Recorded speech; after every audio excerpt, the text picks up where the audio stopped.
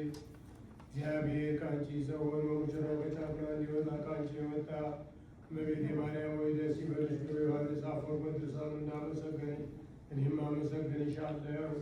የጠፋ በግ አዳምን የፈለገው ባገኘው ጊዜ የተሸከመው እውነተኛ ቸር ጠባቂያችን ክርስቶስ ከአንቺ የተወለደ እመቤቴ ማርያም ሆይ ደስ ይበልሽ። ጠላት ጽኑ የሚጎዳ ማሰሪያዋ በአንቺ የተቆረጠላት እመቤቴ ማርያም ሆይ ደስ ይበልሽ። በብሩህ ደመና ተጭኖ መጥቶ በማኅፀንሽ አደረ እመቤቴ ማርያም ሆይ ደስ ይበልሽ። በቅዱሳን ነቢያት በቅዱሳን መላእክት አድሮ የሚኖር አንቺ ተወልዶ የተገለጸልን እመቤቴ ማርያም ሆይ ደስ ይበልሽ። አብ ከመንፈስ ቅዱስ ጋር የምንሰግድልን ቃል የሚባል እግዚአብሔር አንቺ ባህሪ ከአንቺ ወልደ ዘንድ የወደደች እመቤቴ ማርያም ሆይ ደስ ይበልሽ። እኔ ለምእመናን ወንጌልን የማስተምርለት ጌታ እናቱ እመቤቴ ማርያም ሆይ ደስ ይበልሽ።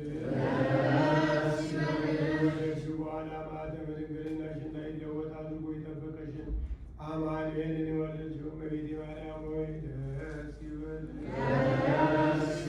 ማኅተመ ድንግልናሽ ሳይለወጥ ንጉሥ ክርስቶስን የወለድሽ እመቤቴ ማርያም ሆይ ሰላምታ ይገባሻል። ማኅተመ ድንግልናሽ ሳይለወጥ ንጉሥ ክርስቶስን የወለድሽ እመቤቴ ማርያም ሆይ ሰላምታ ይገባሻል። ልዩ መድኃኒታችንን በመውደድሽ እናትሽን አገልጋይ ተብለሻልና እግዚአብሔር ባሕርይሽን ባሕርይ አድርጎ ባለሟልነትን አግኝተሻልና እመቤቴ ማርያም ሆይ ሰላምታ ይገባሻል። ከምንወደው እሱም ከሚወደው ልጅሽ ኃጢአታችንን ያስተሰርይልን ዘንድ ለምኝልን። ልመናዋ ክብሯን በእኛ ለዘላለም በሆነ ይደርብንና አምላክን የወለደች በድንጋሌ ሥጋ በድንጋሌ ንጽሕና ክብርት እመቤታችን ያደረገችው ተአምር ይህ ነው። አምላክን የወለደች በድንጋሌ ሥጋ በድንጋሌ ንጽሕና ክብርት እመቤታችን በስዕሏ አድራ ያደረገችውን ተአምር ስሙ። ከአፍሪንጊያ አገር በከበረ ልብስና በወርቅ በብርም እጅግ የከበረ አንድ ነጋዴ ነበር። ያም ሰው ሥጋ የለበሰች የምትመስለውን አምላክን የወለደች በድንጋሌ ሥጋ በድንጋሌ ንጽሕናች የክብርት እመቤታችንን ስዕል ዜና በሰማ ጊዜ ፈጽሞ ደስ አለው። ገንዘቡን ሁሉ ንግዱንም ትቶ ድሃ መስሎ ወደ ጼሌንያ አገር ሄደ። ስዕሏን ሰርቆ ወደ አገሩ አፍሪንጊያ ይወስዳት ዘንድ ይህንንም ምክንያት አደረገ።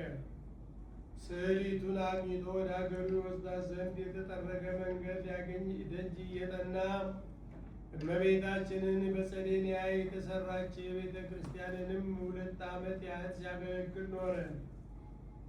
እምኔቱም ገና የመነኮሳት በር በፍጹም ትጋት ትጠብቅ ነበር።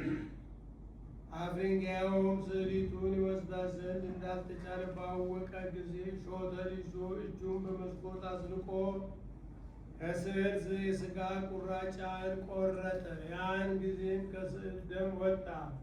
እሱም የሥጋ ቁራጭ ያህል ይዞ ወጥቶ ተሰወረ። ያን ጊዜም ሰዎች አውቀው ፈልገው በጭንቅ አግኝተው ያዙት፣ ይገድሉት ዘንድም ወደዱ። ያን ጊዜ እኔም ስለ መውደዱ ክብር ሊሆነው ወስኗል እንጂ ይህን በክፋት አላደረገውምና ተዉት፣ አትግደሉት የሚል ቃል ከስዕሏ ተነገረ። ነገር ግን የተቆረጠውን ሥጋ ከእሱ ወስዳችሁ ከተቆረጠበት ቦታ ግጠሙት። ያን ጊዜውኑ አኖሩትና ተጣብቆ ቀድሞ እንደነበረ ሆነ።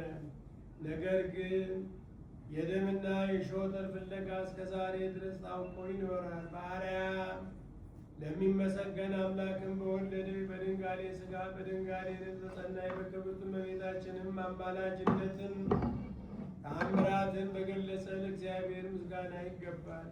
ልመናዋ ክብሯ በእኛ